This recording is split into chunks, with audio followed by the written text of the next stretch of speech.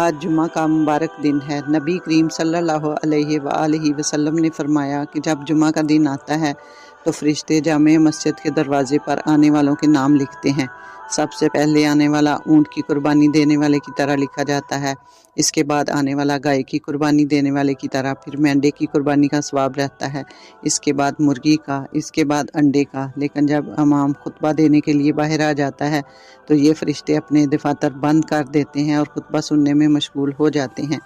آپ صلی اللہ علیہ وآلہ وسلم نے منبر پر خطبہ دیتے ہوئے فرمایا کہ جو جمعہ کے لیے آئے وہ پہلے غسل کر لیا کرے۔ نبی کریم صلی اللہ علیہ وآلہ وسلم کھڑے ہو کر خطبہ دیتے تھے، پھر بیٹھ جاتے اور پھر کھڑے ہوتے، جیسے تم لوگ بھی آج کل کرتے ہو۔ اللہ تعالیٰ ہم سب کو اس پر عمل کرنے کی توفیق عطا فرمائے۔ صدقہ جاریہ کی نیت سے اس کو ایک دفعہ ضرور شیئر کیجیے گا۔ جزاک اللہ خیر۔ آج جمعہ کا مبارک دن ہے۔ نبی کریم صلی اللہ علیہ وآلہ وسلم نے فرمایا کہ جب جمعہ کا دن آتا ہے تو فرشتے جامع مسجد کے دروازے پر آنے والوں کے نام لکھتے ہیں۔